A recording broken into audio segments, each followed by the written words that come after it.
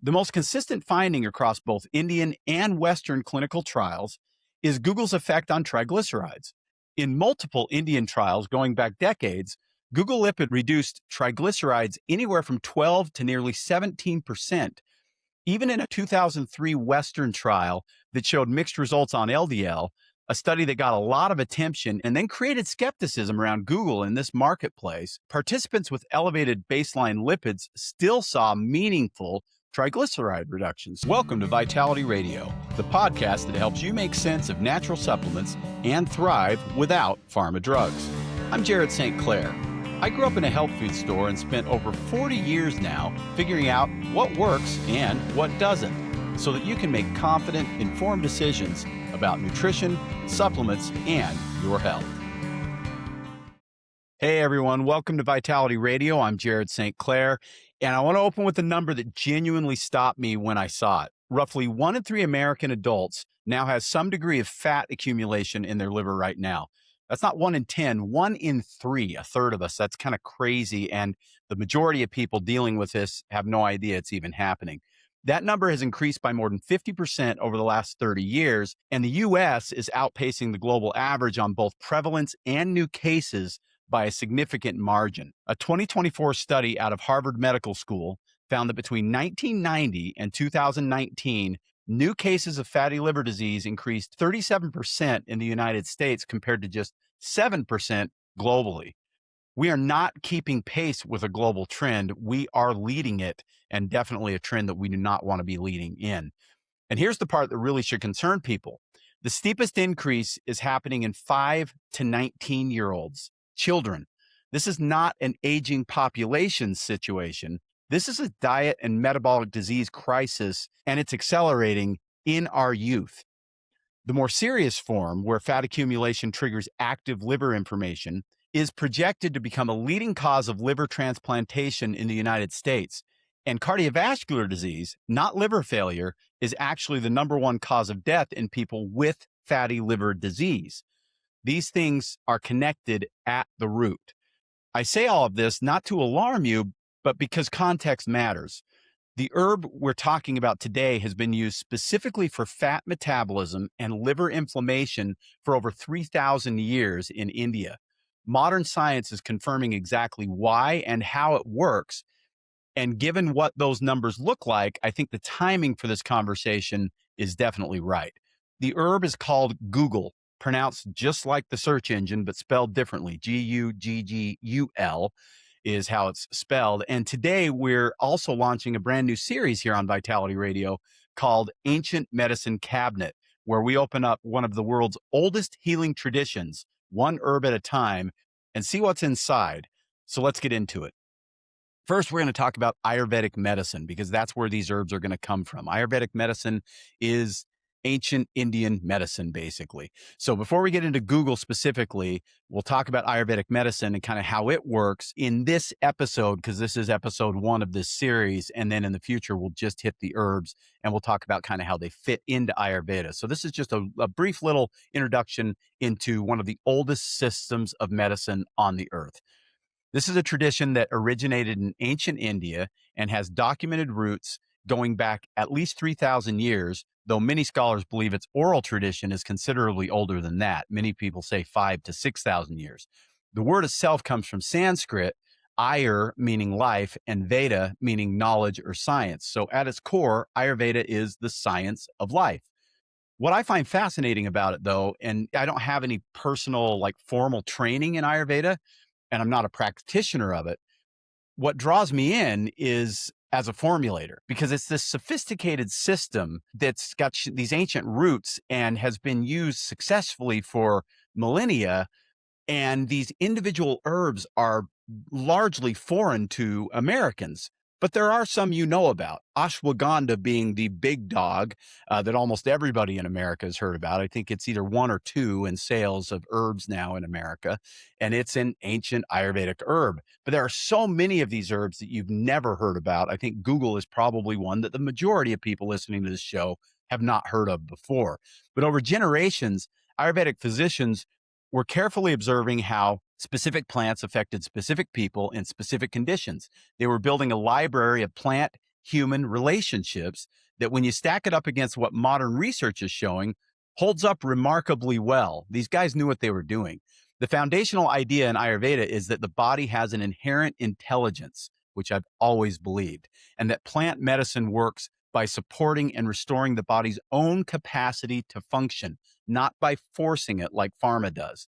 That philosophy resonates deeply with how I think about supplementation in general. We want the body to do what the body is meant to do. We don't want to force the body to do something. We're not suppressing the body's normal reactions. We're supporting the body's ability to heal itself. Now, within Ayurveda, there's a framework called the three doshas: Vata, Pitta, and Kapha. Think of these as constitutional types, not rigid boxes, but tendencies that we all have. Vata governs movement, the nervous system, circulation. People who run Vata dominant tend to be more anxious. They're a little more variable in their mood. They tend to have more dryness in their body, and they often struggle with sleep. Pitta governs transformation and metabolism, and Pitta dominant people tend towards intensity, inflammation, and a hot, driven energy. And Kapha governs structure and stability. These types tend towards sluggishness, weight retention, and congestion. Now, most of us are a blend of all three, but usually one or two of these are dominant in us. I'll touch on the dosha angle for every herb we cover in this series, not to turn you into an Ayurvedic scholar, but because it's actually a pretty practical tool for understanding what a given herb is best suited for and if it might make sense for you. All right, now let's jump into Guggul itself. So what is Guggul? It's a small thorny tree that grows natively in India, Pakistan, and parts of Bangladesh. It's actually a relative of myrrh, the same genus, and like myrrh, the medicinal part is actually the resin. Here's how it works. When the tree is injured, either naturally or by deliberate incision, it exudes this yellowish brown gummy resin from its bark. That resin is what we call Guggul. It has a somewhat bitter, aromatic smell. It is not something that you'd season your food with, for sure. The active compounds that researchers have focused on most heavily are called Guggulsterones, specifically two forms designated as Z and E. These are plant steroids, not the kind people associate with bodybuilding or cortisone or something like that, but naturally occurring plant-based sterols that interact with some very important receptors in the body. We'll get into exactly how in just a moment. From an Ayurvedic classification standpoint, Guggul is categorized as a dipana herb, meaning it supports digestive fire and metabolism, and specifically as a lekna herb, which is one of my favorite Ayurvedic concepts. Lekna roughly translates to scraping. The idea is that this herb has a quality that helps break down and remove excess accumulation in the body, excess fat, excess tissue, these types of things, which is the Ayurvedic concept of undigested metabolic waste, just getting rid of stuff that's not supposed to be there. That framing is remarkably on point when you look at the modern research and what it shows and how Guggul behaves when it comes to liver health. Guggul has one of the deepest documented histories of any herb in Ayurvedic tradition. It appears in two of the foundational Ayurvedic texts dating back roughly 3,000 years. That alone would tell you something. When an herb makes the foundational texts of a medical tradition that's that old, it's probably earned its place. In those texts, Guggul was prescribed for what we would today recognize as obesity, high lipids, arthritis, and skin conditions. The ancient practitioners described it as rasayana, a class of Ayurvedic herbs that support longevity and rejuvenation. It was also classified as metabolic, literally means that which reduces or manages fat. So that's what it's about, reducing or managing fat. And that's a pretty specific designation. Traditionally, Guggul was often prepared in what's called grita, a ghee-based preparation, or in combination with other herbs like triphala and shilajit for enhanced bioavailability and synergistic effects. These formulas were remarkably sophisticated for their time. In terms of dosha balance, and this is where it gets interesting for this episode's focus, Guggul primarily reduces kapha and vata. Kapha is the dosha most associated with excess weight, congestion, sluggish metabolism, and fat accumulation, and Guggul's lekna, or scraping quality, makes it a natural fit for kapha imbalance. It also gently increases pitta, the transformation dosha, which supports metabolic activity. So, in practical terms, if you're someone who tends towards weight gain, sluggish digestion, and difficulty moving fat, Guggul may have been made for you. Now, pitta dominant individuals, those who already run hot, tend towards inflammation, and have intense digestive fire, may want to use Guggul with a bit more awareness around dose and duration, since it can increase heat in the system. It can still be beneficial, but it's less definitive when it comes to people who run more pitta. So, again, think about it this way. If you tend towards weight gain, sluggish digestion, and difficulty moving fat through the body, burning fat, or struggle and know you struggle with any excess fat in the liver, then Guggul is probably a choice you should consider. So, what does the research actually say? Because we've talked about what it's been used traditionally for 3,000 years, but the research is pretty awesome. And I want to get into this in some detail because a lot of the early research on Guggul is designed around cholesterol, specifically LDL cholesterol. And I think that's the wrong lens because, well, I don't believe that LDL cholesterol is the big bad wolf that modern medicine has made it out to be. But there's still some really cool stuff in this literature that I want to share with you. A guy named Dr. Aseem Malhotra, you may have seen him all over Instagram or Facebook. He's making the rounds for sure. He's a British cardiologist and one of the more credible voices, I think, pushing back on mainstream cardiovascular dogma, has pointed out that roughly 3/4 of people admitted to the hospital with a heart attack, 3/4, 75%, have completely normal total cholesterol levels. What they do have, the majority of them, is metabolic syndrome, elevated triglycerides, low HDL cholesterol, excess abdominal fat, blood sugar dysregulation. That's the real picture. Triglycerides and the triglyceride to HDL ratio are far more predictive of metabolic and cardiovascular risk than total cholesterol or LDL ever were. Now, I say that because when you read Guggul studies through that lens, the herb looks a lot more useful than the headlines ever suggested. The most consistent finding across both Indian and Western clinical trials is Guggul's effect on triglycerides. In multiple Indian trials going back decades, Guggul lipid reduced triglycerides anywhere from 12 to nearly 17%.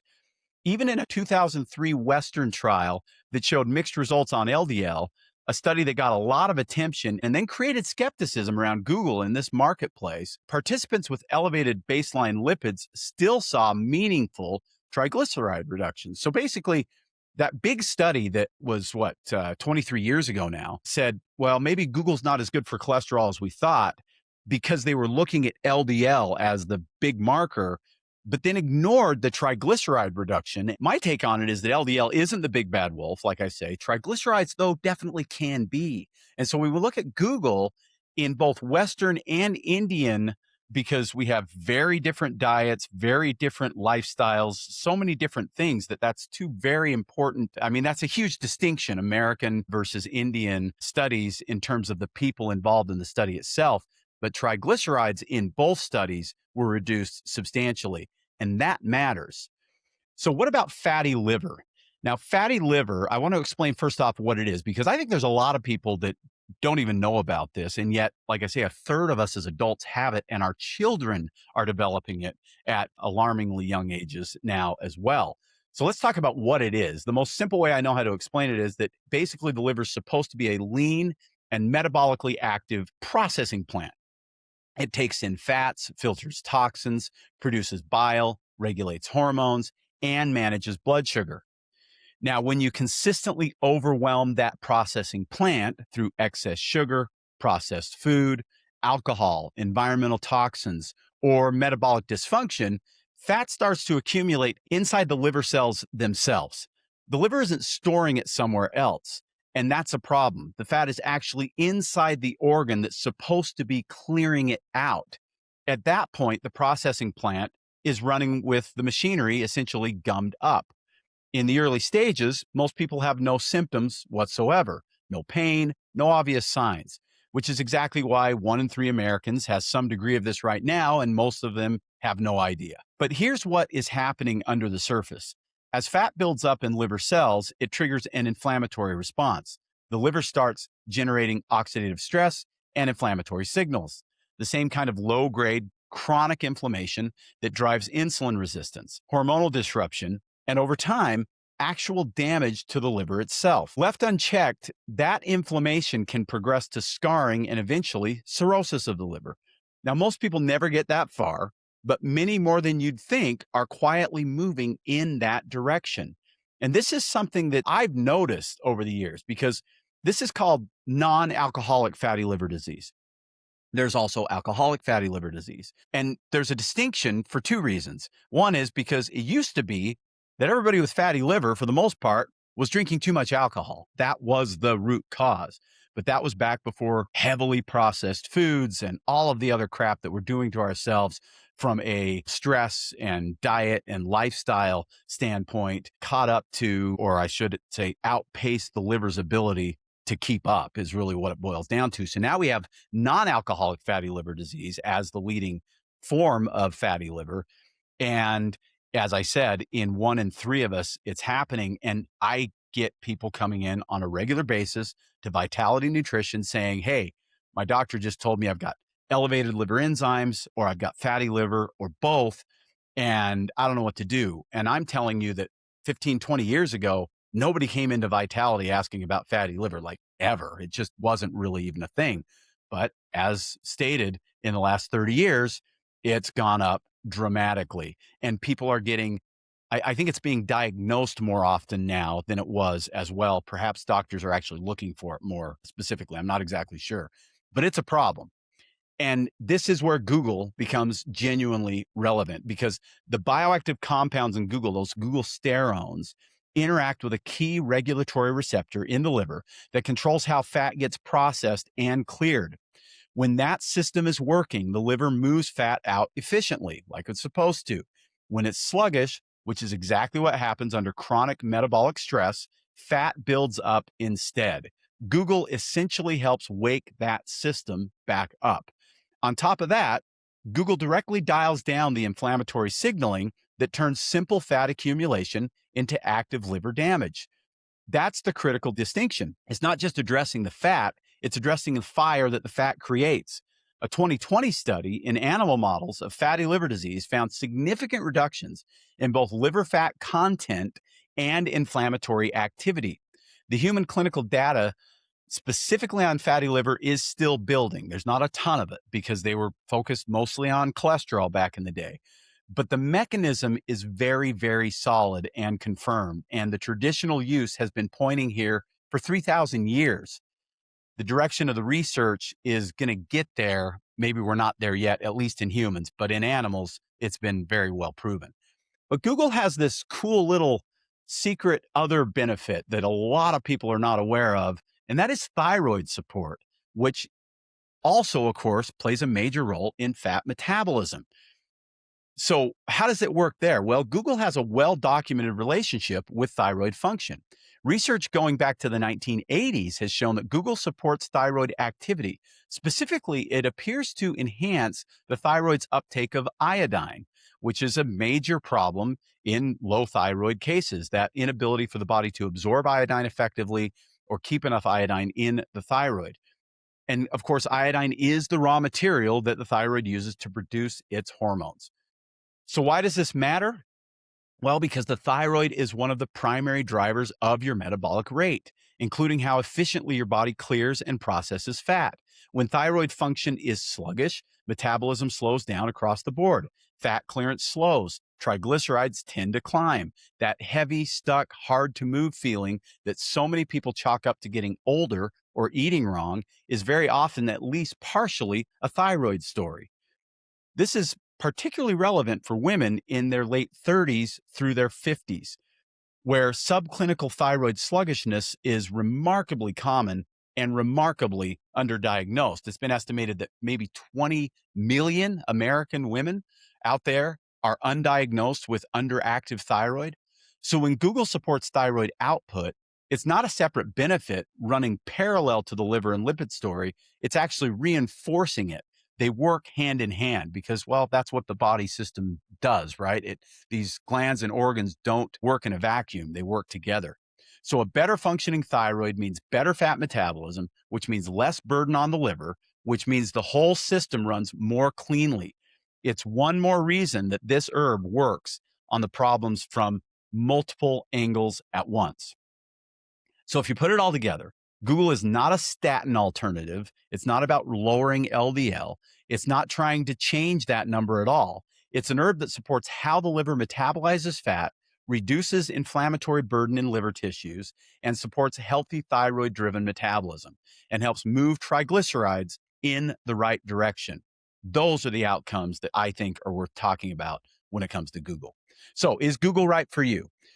Let me paint the picture of who Google is a strong fit for, because not every herb is for everyone. And one of the reasons that I've been doing these deep dives on herbs, which people seem to like, I've been getting a lot of really good feedback on these. And let me know, please, if you're a Spotify listener, put it in the comments on Spotify. This show will also be a YouTube show, which just recently launched. Certainly comment there too. I'd love to hear if this type of show is interesting to you, because I've been getting a lot of positive feedback. But one of the reasons I do these deeper dives on herbs is because we only hear about the herbs a lot. Maybe not Google as much, it's a little more under the radar, but ashwagandha and berberine and ginseng and so many other herbs that we hear about.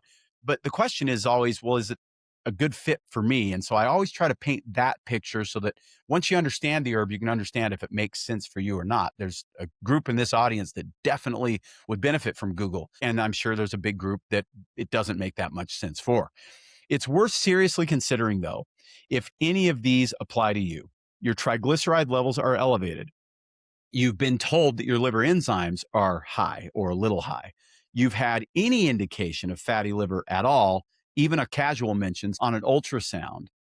You struggle with weight loss despite trying.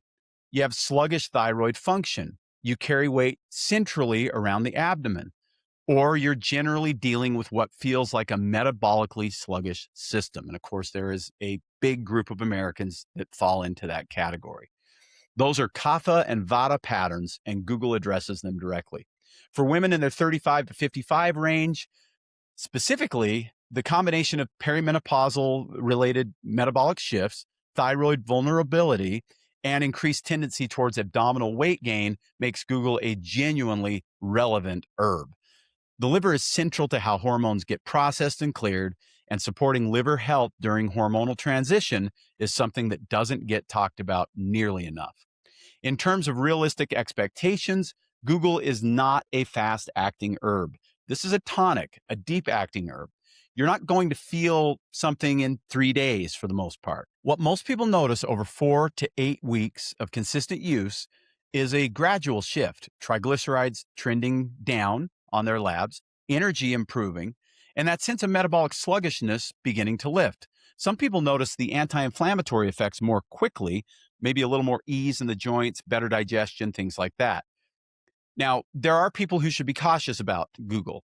Anyone on blood thinners, because Google does have mild anticoagulant properties, so that's one you'd want to talk to your doctor about. There are 2 drugs specifically that are contraindicated with Google, propranolol and diltiazem. There's evidence that Google may actually reduce the absorption of these drugs.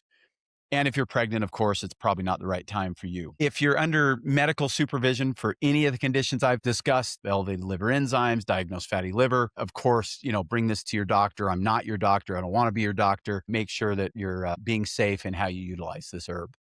Now, let's talk about how to actually use the herb in terms of dosage and how to tell if you're getting a good one. First, you're not looking for raw Guggul resin. That's not what you're looking for on the label. It needs to be an extract always, and it should always be a standardized extract measured for Guggul sterone content. Now, that standardization is big because without it, you have no idea if you're getting what you actually want. So always looking for a percentage of Guggul sterones. Now, most quality Guggul extracts are standardized between 2.5% and 10% Guggul sterones. The research shows meaningful effects on triglycerides and liver fat using daily Guggul sterone doses in the range of 25 to 75 milligrams. Now, that's the active, not the Guggul itself. That's typically split across 2 or 3 doses and typically with food. Taking it with food matters because it tends to absorb better and it's certainly easier on the stomach as well. Now, the product I trust for just a straight Guggul is a standalone product. There's only one ingredient in it. It's 500 milligrams per capsule at 2.5% standardization. That delivers 12.5 milligrams of glucosterones per capsule. So if you're taking 2 capsules per day, you're at that 25 milligram dose, which is a good, solid research supported dose for, general triglyceride support, liver fat metabolism, stuff like that.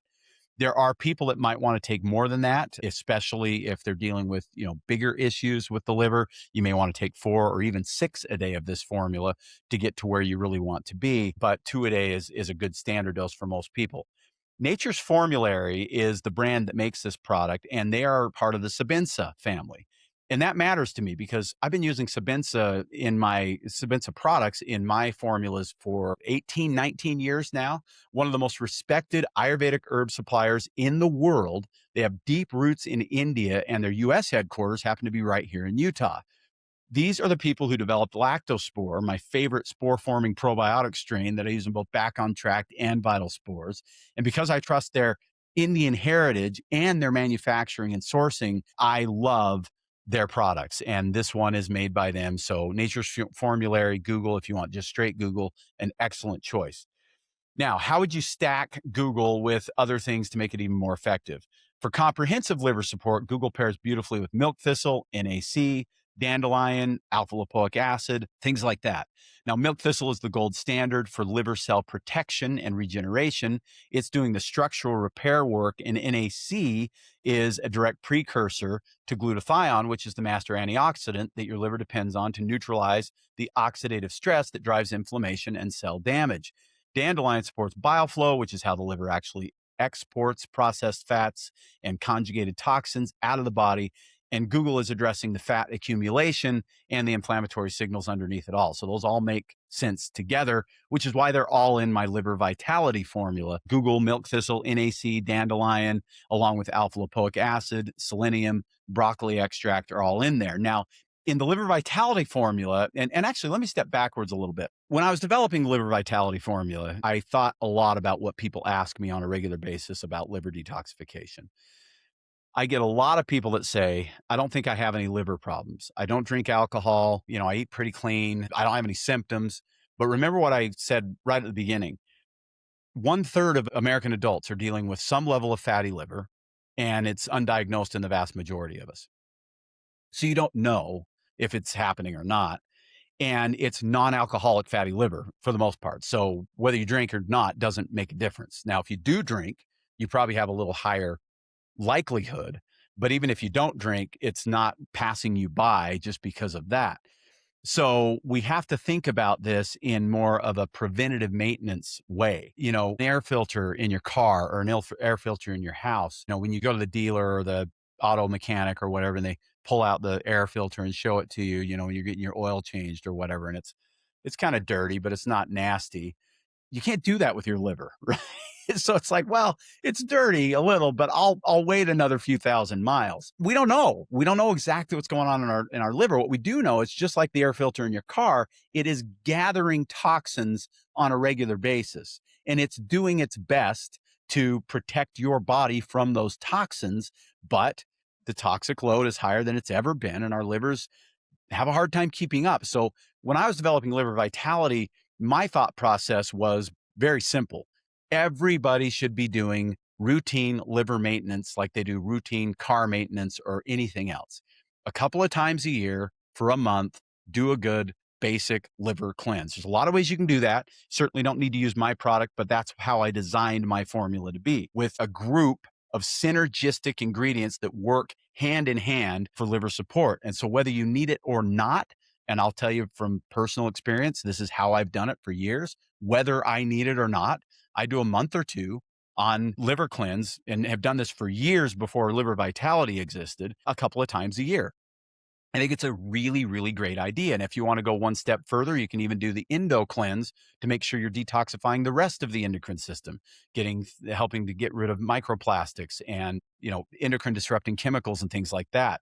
What I'm recommending is a month at least on liver vitality every 6 months, and 2 months at least on endo cleanse every 6 months. And this is a great way to get on top of all of these foreign invaders that are creating all kinds of havoc in our liver and in our endocrine system, and to just stay ahead of the game. Now, in my formula, because I just talked about the clinically, relevant doses of glucosterones typically being around 25 milligrams or more, I only have 7.5 milligrams of glucosterones per serving.